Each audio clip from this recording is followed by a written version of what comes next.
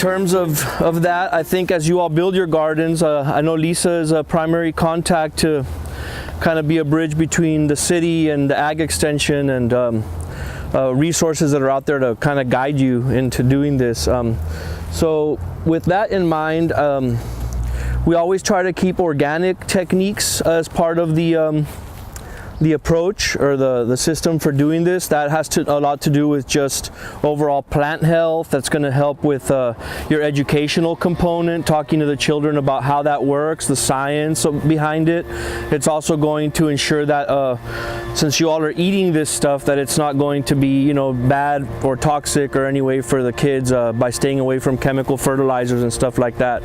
The organic aspect of it and building the soil, again, and touching with like science and stuff, that has a lot to do with feeding microbes that are in the soil. When you're gardening organically, you're doing that to try to create a living soil, and that living soil is going to keep your plants healthy and give them all the nutrients that they need. So as a first step, Lisa has seen a couple other techniques we use, other minerals and stuff that we incorporate, but the basis of organic gardening is compost. Why? Because that's all this material that it's basically like if you have a fish tank or something and you feed your fish in your garden, when you add compost, you're feeding the microbes that are in the soil. So it's always good to do that seasonally. This is a local one that we can find. I get this at Laredo Ranch Heights. Sometimes I think Lowe's and Home Depot have some. You always want to make sure they're organic. This says acidified. That's just because it's made of cotton burr. So it tends to be a little more on the acid side. That's helpful because most of our soil mixes are alkaline and vegetables like to be just right under neutral or acidic. So the idea with this is just we're going to, and maybe we can do this as a team, the gentleman who helped me with the bags, we're going to empty half a bag into each bed. So I'll start at that far one. I'll use this bag for those two beds. Someone else can use a bag for these two. And then we'll use the final bag, do half of it, and we'll leave you half for when you do this bed. So we're just gonna half of each bag in each bed. Yeah, just half in that one. We can even not worry about this. This has already gone past the season. So we're gonna take these out. And I'll explain why I did that right now too. So do half there, and we'll do half over here, and we'll do this other one over here. These got pulled out. I know you all may have seen them like, oh, our lettuce. But this probably came from last season. It looks all right, but it started to do this stretching, and that's called bolting. So a lettuce is a cool weather crop. It may have germinated, came up a little early, out of season. It felt a little bit of warmth, and so it started to stretch. This starts to make it bitter, and it won't ever go back to being like a nice thing of lettuce. So this is just kind of done. I don't know if there's pets in any of the classrooms, rabbits or anything. They'll be happy to eat this. Yeah, we'll just do half in here. Oh wait, we did one. Oh yeah, you're right. Are we supposed to have done that at the beginning, or is this for next planting season? This is, so again, the addition of compost in organic gardening, anytime you're going to start a new season, I recommend adding a little compost because you're going to recharge your soil, and that's going to be the new food that the microbes are going to be eating. So for example, when we started with that one. Yeah. So that one should be complete or should I add it? You'll once you do this bed, whenever you fill it with the bags of soil, do the cap of compost on top. It's not going to hurt. Anyway. Yeah, you can add it anyways. What about cow manure? Cow manure is another good type of compost. So different composts, and that's where you can kind of get into more of the science behind it. But different composts do different things for the soil. Cow manure is a great compost because it conditions your soil, and it's going to release small amounts of nutrient very slowly, as opposed to doing, say, there's sometimes you can get like a chicken manure compost, and that's what they call very hot. That has a lot of nutrient, and if you use too much of it, it can burn your garden. But a cow manure is a good foundation you can use that. It's going to be very gentle. It's going to just give a little bit. So if your soil's really been worked and exhausted from a lot of growing, you may need to put something else in there. And if it already has plants inside of it, how do you If it already has plants inside of it and you want to use compost as a little bit of like a touch to kind of revitalize your plants, you can just carefully grab a little handful at a time and kind of throw it at the base of each plant. You can do, that's called top feeding, and you just do a little bit at the base of each plant and maybe water it in. And it's not like that one says acidic, but if the kids can grab it. Oh yeah. Acidic means just that its pH is a little bit lower, Okay. but the kids can grab it. Always, wash it. I would try to, if you're going to start your gardening program with your kids, try to find a place to get them little gloves and stuff. Getting used to wearing gloves is a good practice to have. I brought a couple for us who might get our hands dirty. For a long time, I just would get to a job site and I would just start working without gloves, and then it started to be embarrassing with my girlfriend and family seeing my nails all nasty all the time, and so I've gotten better at. Manure, sir? Can they do the same thing? What's Grab that? it, the cow manure? Yeah, they can grab it. Now there's a difference between just cow manure and being composted manure. So a lot of times, someone says, oh, I have cow manure at my ranch. You all come and get it. You go and you pick it up and it smells very like ammonia. It has all that urea in it still. All that's good stuff for nitrogen for the plants, but you need to compost it. It actually needs to break down.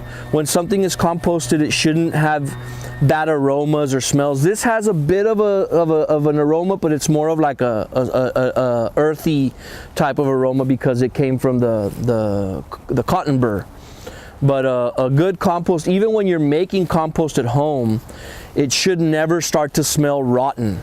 If it does, that means there's too much water in it, and it's probably all that water has pushed the air out of your compost and it's gone what's called anaerobic. So, and that means it just starts rotting. And there's a very big difference between rotting and composting. Composting has air in it. There's microbes breaking all that stuff down. It actually gets real hot.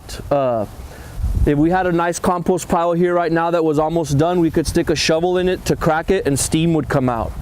I even know someone who had a bunch of chickens and made his chicken compost pile, and he wrapped a turkey carefully and actually slow cooked it in his compost of chicken manure for Thanksgiving one day. So the point is that it gets hot. It actually gets the temperature rises. So we did this and I saw some bit of scratching on the surface. Does someone have that? Can I see that little claw that you have there? So you're gonna do me another quick favor. You're gonna work with this guy. I know we just evened this out, a nice spread. I'm just gonna do this, disturb it a little bit just because I want to incorporate that compost a little bit with the soil. So it's not just concentrated compost on top. And as I do that, then come back through and just level it out with that rake. So it's just a little incorporation. In other seasons we might put, there's other rock minerals that you can add to it. So at a hillside garden we've used a little lava sand, which is just like that red lava stone, and it gets pulverized. You add that into your soil. All those little rock minerals give your soil a more well-rounded composition of like elements and micronutrients and stuff like that. If ever you're shopping for any products and you're trying to stay within the organic line of stuff, you always want to find, or ideally you would find an acronym, OMRI. That's something you want to look for in the labels of the things that you buy that you're hoping to be organic. That's like a good, it's kind of like when food says USDA organic, that's the organic standard for products. And you'll see that on things at Lowe's, Home Depot. We'll just keep leveling these out. If you don't mind, let's just, with the rake, let's just level these out real quick. Again, I'm just doing a real simple incorporation of this compost into the bottom 3-4 inches of soil. If we had our rock salts and all that stuff, we would sprinkle them on too, do the same thing, level it out to give us that surface. Did this one get a little? I don't think so. Oh, it's because that one, okay, well, let's do this one real quick. Yeah, just do half of that bag on this one. And I'm just gonna go grab a tray of plants real quick. I'll be right back.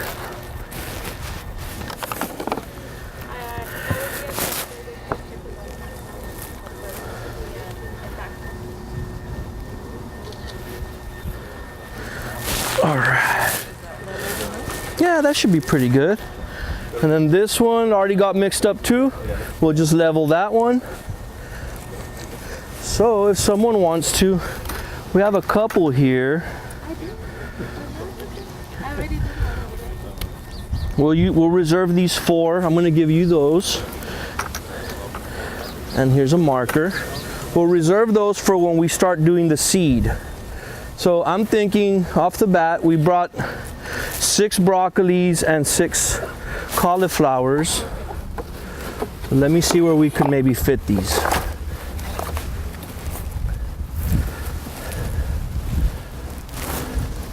Spacing is also important.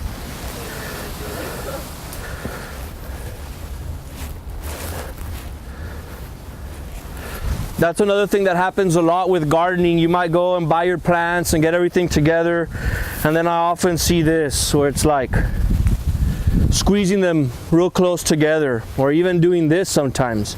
So you always want to be, usually the label on the plant will tell you the spacing. You can Google it. After gardening a bit, it starts becoming more intuitive. You know, a broccoli plant gets about this big, so we're gonna kind of squeeze them in here. Another thing is you're seeing some of these little holes on the leaves. That's not a huge thing to be alarmed about. When the plants are small, you want to be more attentive to it. These are created by little caterpillars that are just on the plant munching. The warm weather brings little moths, butterflies. They come and lay their eggs on these. The egg hatches, and you'll see little gusanitos crawling on them, eating them. On a small scale garden like this, and because you're doing activities with children, we had the same thing at Canseco this last session, where many of our brassicas had holes in them. One of our garden members brought their children, and we put them on duty to go and find the little worms, and they collected them. And then we fed them to our chickens at home. But what I'm getting at is, you'll notice some holes on these. But if you start seeing more out there, that's something you can always have your kids. Hey, look under the leaf, and as they look under, they'll find a little green caterpillar. If it's super small, they can just squish it. If it's a little bigger, just grab it and throw it over the fence or something. But that's something that kids love. Most of the kids I've seen like to engage in that. These are the cauliflowers. Yeah.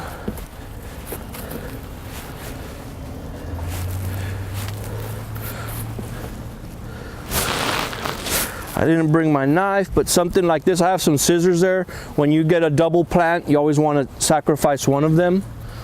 They won't grow well together. And we have 2 and 2 more. So maybe we'll do these over here. And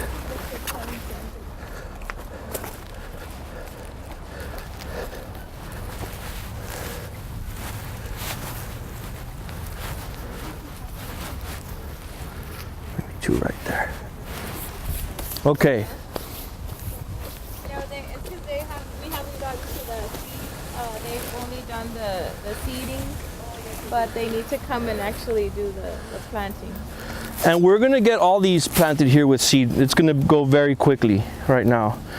I have a bunch of... For the kids, because the kids haven't planted. Yeah, if the kids haven't planted, what do you have for them to plant? Do you have seeds? Yes, I do. Okay, and do you know off the top of your head what it is, or? Carrots. Okay. Lettuce, Okay. beets. Perfect. Swiss chard. Perfect. Yeah. So just those 4 things, you'll probably be able to fill most of these beds. Your carrots, if you want, we can do a little sample on one bed. So we'll plant these potted things. And then, for example, and this is also something y'all can do as you're planting your gardens, is like right now we planted these broccolis. You can always Google broccoli companion plants, and you'll get a list of things that do well with broccoli. So beets do really well next to what are called brassicas, and brassicas are broccoli, cabbage, cauliflower, kale.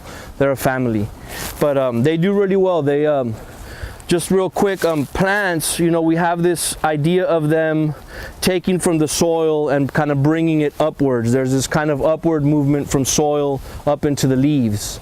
Well, something else that happens that's very important is that plants photosynthesize, and they make sugars that they actually pump down through the roots into the root zone. And that is what organic gardening is all about, and just nature. They're pumping those sugars into that root zone so that the microbes that help them come and feed off of those sugars, decompose organic matter, and then release nutrients back to the plant. Since plants can't move to search for their food, they have to call it to their root zone. And so that's why planting the right things together. There's even things you can plant that do not like to be planted together. And so if you plant them together, you can create complications between one or both or whatever. But this is going to happen super quick. One or two of you can get gloves on if you want to do the planting. If anyone wants to jump in to do that, we'll do it very quickly. It's not going to take us very long. I'm sorry, I have the seeds. Oh, it's okay. Oh, there you go. Yeah, we have them. Were these from Keep Laredo Beautiful? No, the AgriLife. Oh, excellent. So Excellent. and Swiss chard. Oh, nice. They ordered from Baker Creek and stuff. Yeah. They ordered really nice seeds. Yeah. These are perfect. Okay. Yeah. Awesome. We'll get a trowel. This is a little, every time I transplant something, you don't have to use this for your seeds, but if you're planting plants, I always like to put a little transplant fertilizer on the roots to promote those roots. This is one that, we use, Happy Frog Jumpstart. So you got some gloves on, there's a trowel for you. Let me try to find the matching glove for this thing. Okay. Okay, you got a trowel. Let's get you a little trowel. And let's get together over here. So let's start with these 4. And then one of you can jump that way. I'll jump over there, and we'll just kind of work on these together. But just real quickly, let's each grab one. When you have your brassicas, and this is just stuff little by little you'll start learning. It's different for everything you plant.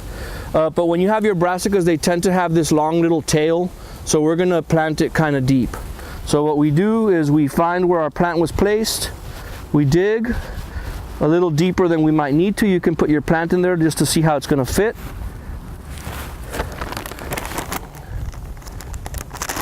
We grab a pinch of our rooting fertilizer. Kind of shake it out. You can flip your plant upside down. Put your plant right in there. Another thing that's specific to brassicas is once you plant them, they like to feel the soil compacted around them. That's not true for everything.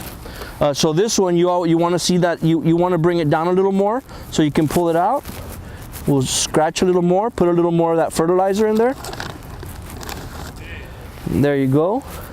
Set it back down. It sunk a little bit more, and there you go. And then once you've done that, you want to find that level again. So the flattening of the surface isn't only like for looks, it's for a reference, so that you always try to keep that soil flat. And after you plant, you kind of find that level again. So even like right here, you can just kind of make sure everything is nice and flat again. That one is fine. We don't need to readjust it, but you could have gone a little deeper, but it's okay. So we'll do that with the next one. So maybe you want to jump to that one over there. I'll jump to these over here.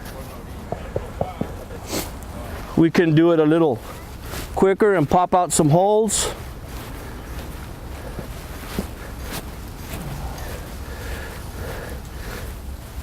you notice some of this soil as we dig is a little dry. So afterwards, before the end of the day, we may want to just make sure that everything gets watered nice and deep.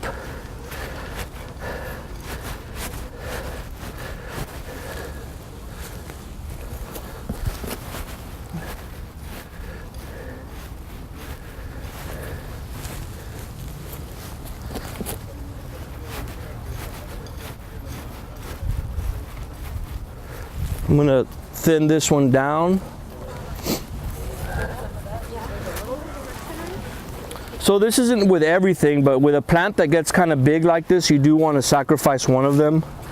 If you're planting cilantro or you buy cilantro and it comes real bunched up, it's more herbaceous, so you can just keep it as is.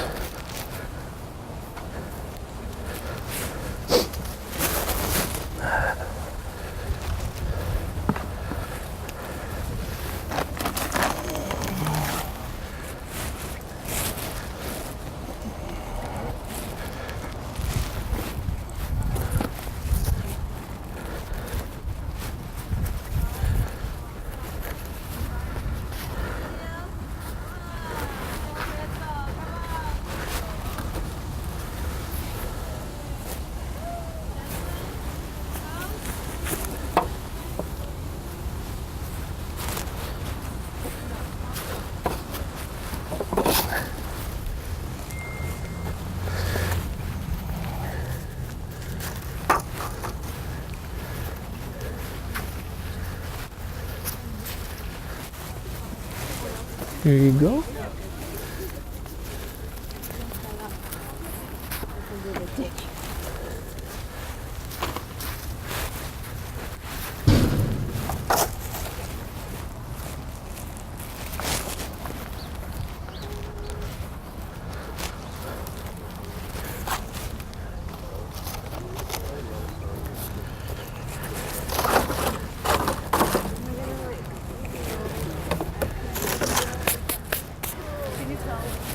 Okay. Just go a bit deeper. Thanks, Lena. What's that? So it's always going to depend on your plant will kind of tell you that. In this case, and there's a wonderful little book that, you know, I would recommend, that Texas gardening one. It's good for instructors to have because it'll also give you some tips on that. In this case, these have this little tail here. You could even take this off if you wanted to, and you just plant it about like that. You don't want to leave it flopping around, because then as it grows, this tail remains there. It's going to start growing from the top, and it's happening at Hillside right now, where we're going to have to stabilize some because they're bigger now, but they stayed with that tail, and now the wind's flopping them around. And then, like as an exception, there's certain plants like peppers, eggplant, things like that that form a woody stem. And so when you buy those, you actually want to respect the level that it came with. Tomatoes can have a real long stem, and if you plant that stem, it'll throw roots out. So there's exceptions, and I don't want to like overwhelm you all with, oh, we'll do it here but not here, but that's stuff you learn as you garden. Here you go. I'm sorry, I'm taking over your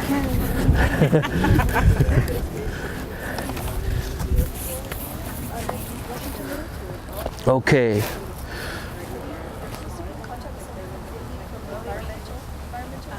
Yeah, that's perfect. Awesome.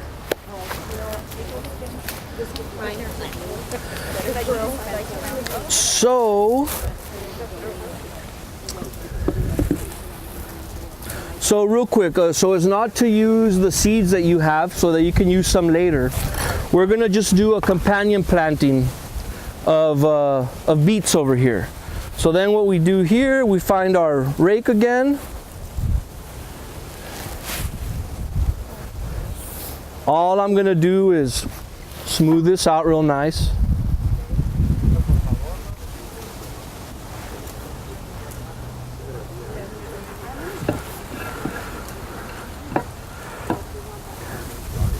Now we are gonna get a little bit of a drip irrigation with you all, but it's likely going to happen after Thanksgiving.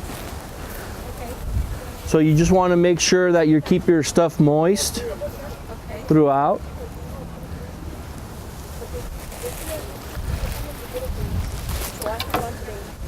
And so real quick for your beets, if I had that book with me that I'm recommending for planting, you'd likely read something on the beets like that they need to have a final spacing of about 6 inches apart. So you can plant them pretty close together. The planting part of it where you drop your seeds sometimes isn't that precise. You're not going every 6 inches putting a seed. I tend to overplant a little bit as a bit of insurance. Once they start coming up and growing, you could thin them out. If ever you see a cluster growing together, you can come with little scissors and kind of remove some to give them more space so that it forms the beet. What's going to happen here with the drip irrigation is we're going to get a little hose that's going to snake through here. So the hose is going to run right here. It's going to do a little U-turn, run down the middle, another little U-turn, and run down the side. That's going to be hooked up to a timer there. Everything's going to be turning on automatically. At some point you won't need to worry about doing that. So in projecting where the hose is going to be, I'm going to try to put my beets right here and right here, because eventually this is going to get kind of big and start shading them out. So then what I do is I just use my little trowel. It tends to have the measurements there, 1 inch, 2 inches, 3 inches. You just form a little channel. I might go over it once, maybe one more time. Just a little shallow channel. And I'll do that over here again. And for this one, I'm going to see what beets I have, and someone who has the signs can write beets and the variety. So I brought a variety. We have 2 types, bull's blood, which is a round beet, and specialty beet cylinder. So let's do bull's blood. Someone write kind of there you go, beets, and if you want to, underneath write bull's blood, and maybe put the date on the back, today's date. And if you want to, you can write JS for Johnny Seeds. I like to sometimes keep track of brands that I'm using and stuff. Real quick, I'll show you what the beet seeds look like.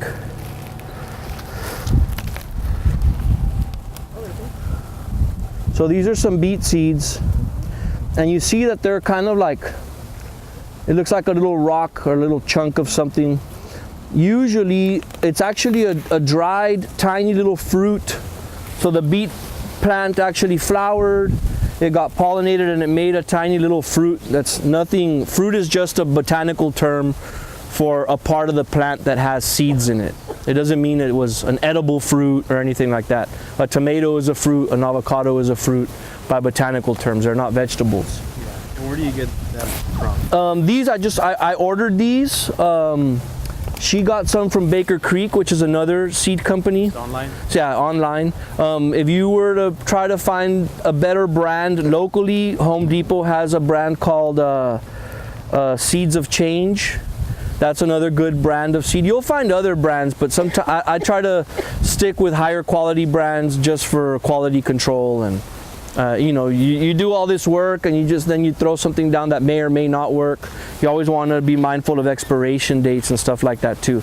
But when you see this, the point I'm making is that since this is a little dried fruit, it actually has 3 or 4 seeds in it. So beets are kind of complicated that way, because then even if you were to real carefully plant once every 6 inches, you're still going to have 3 or 4 come out together, and then you got to thin them down a little bit. So this is just that. And if someone wants to participate in spreading some of the seed, would you like to do a little bit? Yeah. I mean, I just kind of following the little trench, you know, más o menos. Yeah, you don't have to be super precise about it. That's probably going to be, let me give you a little more, and put them in the little, groove. yeah, you want them to fall in the groove. If someone else wants to do a little bit, no, y'all good? Goodness. Okay. Should have brought the kids. Okay, we have the sign for that. What do you want me to write? Give me the beet one. Beets? Yeah, Okay. And beets. the other one, what did you want me to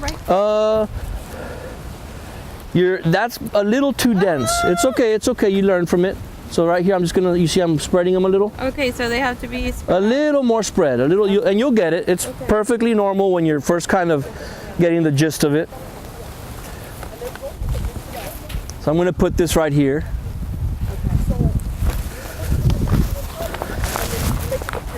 Since we're gonna do just minor planting, I would say let's do one for broccoli. Write broccoli, and if you want, you can write Arcadia, which is the variety. You're gonna do. No, you can go ahead.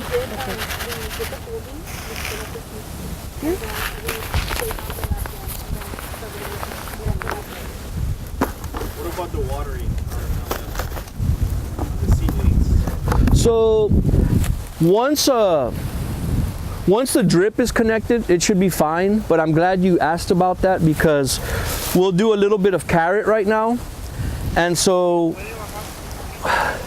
your drip irrigation is going to turn on 15-20 minutes, whether it's every day, every other day, and it's going to very slowly water your soil.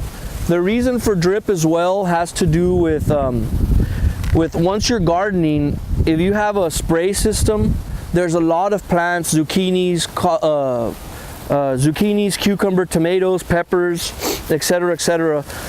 They're prone to diseases, and so if you're constantly wetting the plant, you can create a condition for mold and fungus and stuff like that. So it's just good to have the practice of watering just the soil on the surface. Sometimes it'll look dry still, but when you stick your finger in there, you'll feel it moist, and that's what you want to see. So with your question about seeds, carrot is a really good example on, we can have drip and everything, but the carrot seed is so fine, as you'll see right now, that it just, you don't even have to necessarily bury it. You just kind of texture the soil and you sprinkle it on the surface. It's just kind of on the surface. With that first watering, the soil kind of covers it. Now, even if you're deep watering with drip, a windy day or whatever is going to dry your surface out. Even though your volume is going to be moist, it's going to be wet, it's going to be drying out that top surface. And if your seed is starting to germinate and it gets hit with dry, it's just going to die. One good thing about carrots is the seed is tiny, tiny, tiny. It's well known that within the first week of growth, so it's going to germinate, throw out a little root. Within that first week, it's going to throw that root down as far down as your carrot's going to grow. So if you have a carrot that grew this big, that tiny seed within 1 week, within its first week of life, actually threw a real fine root all that length, and then it starts to swell. So once you get it through that germination phase of a week or two, and it's thrown down its roots, then your drip is fine. But what I'm getting at is wherever we plant carrot seed, ideally, you give it a little surface spray every day, twice a day if you can. If you don't do it, it doesn't mean that it's not going to work. You're just taking more of a little gamble as to, you know, its success. But I mean, we do it all the time. We don't have time to be spraying the surface on all our gardens either, so we just kind of play it by ear. But so we have this is broccoli here. Let's do one that says cauliflower flame star. The cauliflower that we planted, if it takes and grows well, it's actually going to be an orange cauliflower. So real quick, we'll do a planting of carrots, and I think that'll be good for today. You all can come and do the other plantings with your kids. I'm going to do some early carrots. That just means that they'll come up quick and kind of do their thing a little quicker. And so carrots, what we're going to do is we'll do them right here. Again, I'm going to flatten the surface.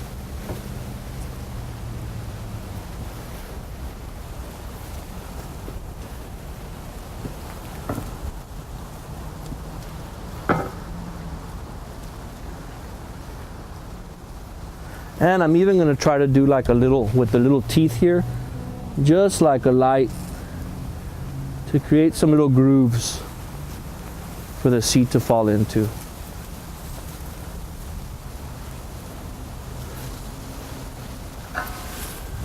And if we have one more sign, you can do carrots Caracas.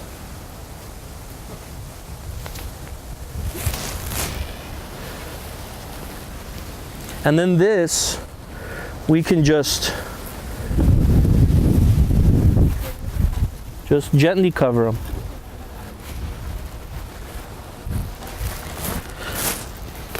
So carrot seed, would you like to do the carrot seed?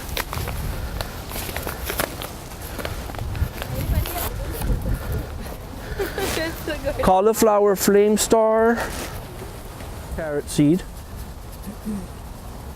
That should actually be, let's see if that's enough for this one. So all you're gonna do is you're gonna pinch it. And now when you're gonna do kind of like a little salt and pepper spreading of it, but it's important as you do that, don't be too rough with your fingers, like don't grind them together. And it's just, you know, now we have a little wind which can work in our favor. I try to do this from up on top because we want the carrot to kind of spread out. You don't want like clusters of seed falling all together. So just keep kind of doing that. You can come up to here. You can see the width from here to here. Try to just spread your carrot seed.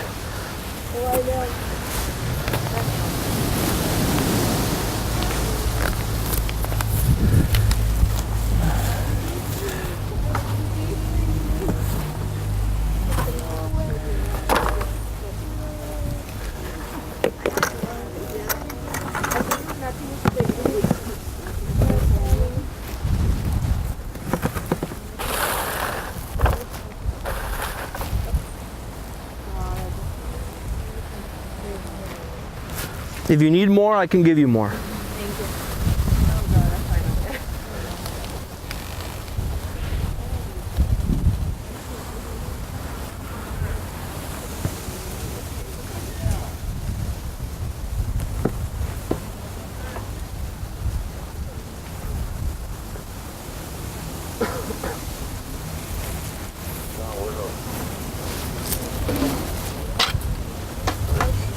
Okay, and so that's it. You all have seen kind of when you come and do your seeds.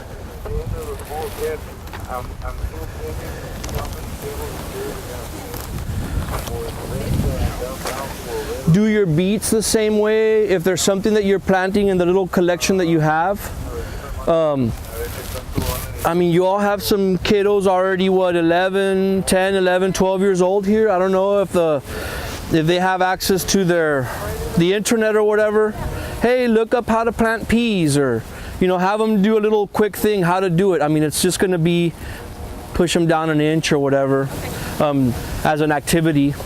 So right now the last thing we're going to do is water.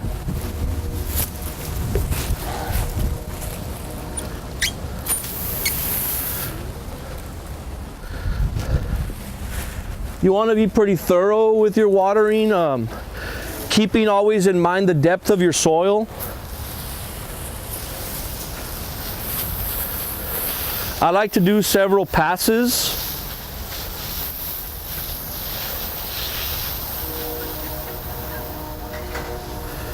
So, you know, if I do something like this, a real quick pass, that's about what you do with your carrots when your soil is watered and you're just trying to get that seed to take off. But we're wanting this to go down deep. Whenever we dug the holes for the cauliflower and stuff, it was a little dry underneath. So I mean, what I've watered right now maybe has gone down that much.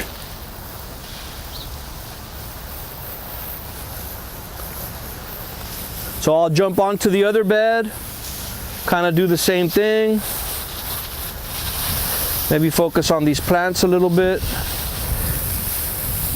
And what I'm going to end up doing is just going over them all and then come back and do it again.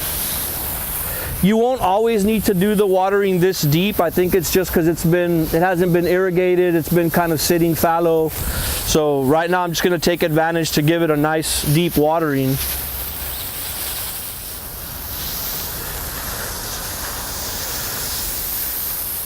There was some stuff that we planted last time, remember, Lisa? I think it was with the carrots. You also want to gauge, like right now these plants are pretty sturdy and tough, but when your seedlings start coming out, you might need to raise your shower a little bit so it's not beating them up too much.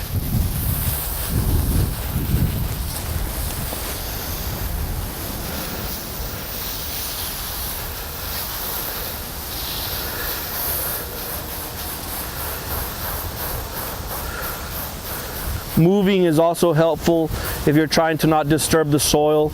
If you stay somewhere too long, it starts to make a little welt. Just depends what you're trying to accomplish.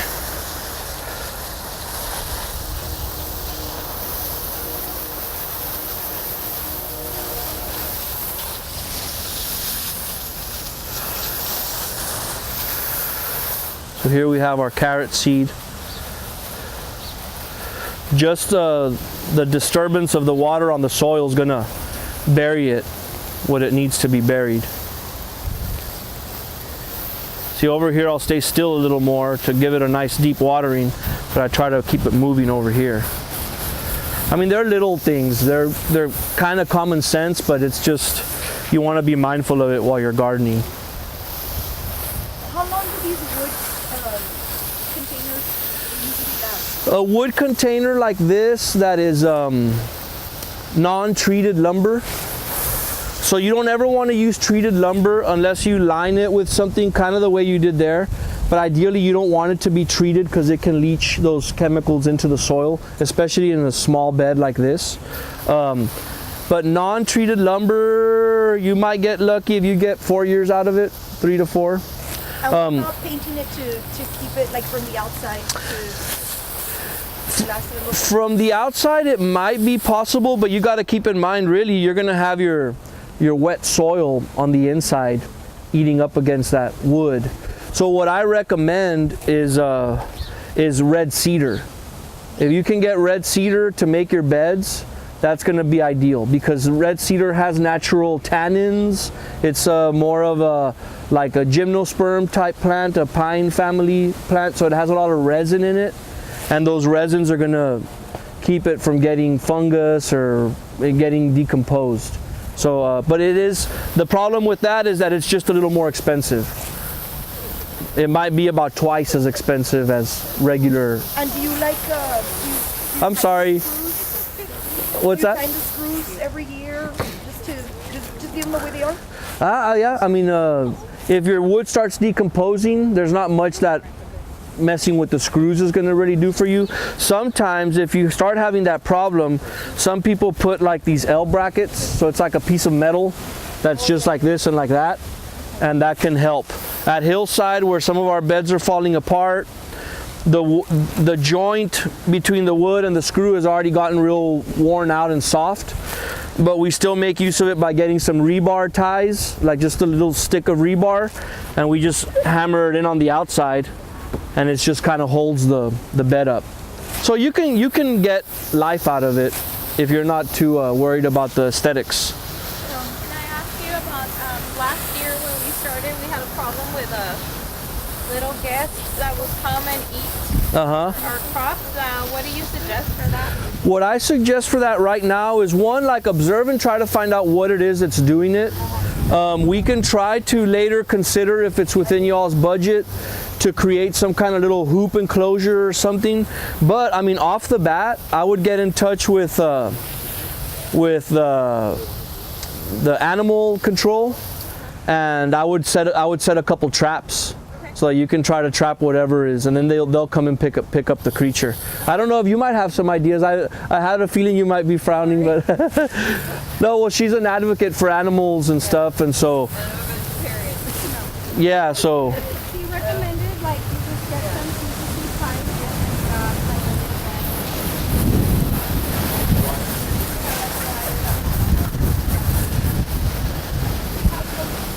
yeah, I'll explain that right now too. So you can get another like kind of quick approach depending on what's growing in your garden. Obviously, if you have big tall tomatoes, it might be hard to enclose just the bed.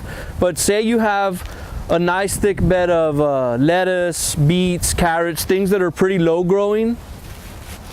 You can also get like some lengths of rebar, and you hammer them into on the corners and maybe in the middle, to where you have a piece sticking out, and then you just get a piece of PVC and slide that over your post that's sticking out, and you just bend it, and so you make these 3 hoops, and then you can put some kind of netting. Sometimes they sell like a little net or something, or even if you wanted to do chicken wire, you can kind of cage your stuff in if you're having problems with that. But I mean, I would suggest off the bat, usually it might be 1 or 2 visitors that are on this route and this is kind of their hood and they come through. You may want to see about capturing them. Okay. So you were saying about cow manure, I know we talked about compost. What about rabbit? Rabbit manure is excellent too. And you may want to Google as to whether you might, I mean, if you have like a rabbit in a classroom or something. Oh, that's what I'm thinking, yeah. Yeah, if you all have little rabbits and stuff, that might even be something that you can collect it and even throw it directly by your plants, and that manure will give off some, I think it's kind of rich. It's a rich fertilizer, but I would just Google that. Okay. Google whether you need to compost it or just, if you need to compost it, then you'd put it in a little pile somewhere, let it kind of decompose and then use it. But I have a feeling you can use it straight. And what about the hay and stuff? It wouldn't be a problem, right? No, it shouldn't be a problem. You can even end up using that as mulch. Okay. But yeah, I mean, I'm just going over one more time to kind of give this a deeper watering.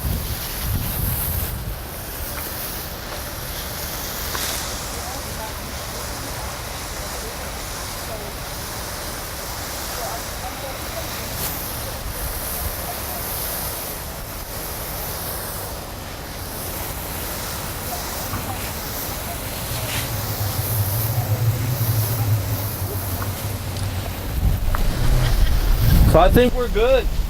It wasn't such a bad morning after all, right? How often? Yeah. I would Before say the irrigation system comes. Yeah, before the irrigation comes. Unless it's raining, try to. You can do it every day. Every day. Real quick, that would be cool. And especially the little carrot patch, if you can do this, keep that moist.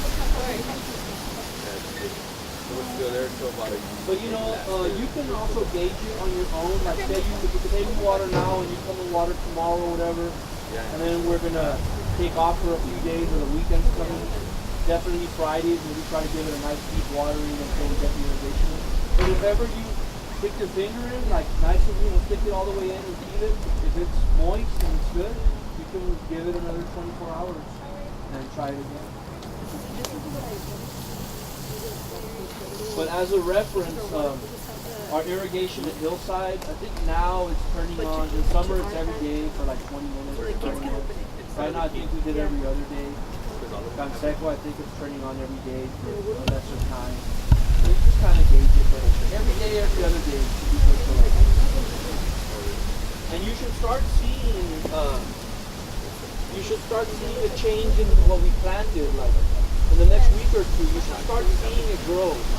If 2-3 weeks pass and it stays like this, let's get it out of there and put something else in. The same with your seeds. Just be observing how it's doing and if it's actually doing its thing.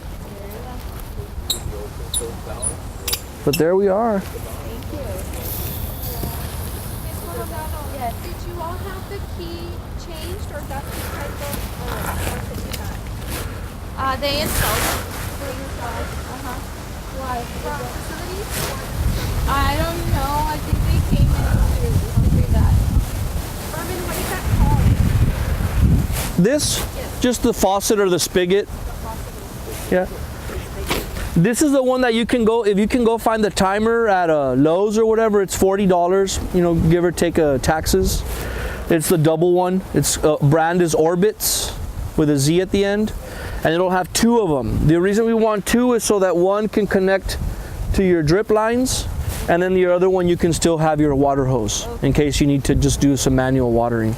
And then before the end of the week, I'll get you that little quote. I mean, it's really, it's just like 2-3 little things. So I'll get you that quote so that you all can get the Ewing. That's the local place that'll sell you this stuff. And as soon as you get it, we'll come and install it. And just for now, the next two weeks more or less, let's get through Thanksgiving, and just stay watering it and stuff. And Of course, girl. We're off next week. We're off next week. any other questions? I know this is just the start. I hope no one felt like, oh, overwhelmed or I'm not gonna get it or whatever. But I made a mistake. Sir, Yeah.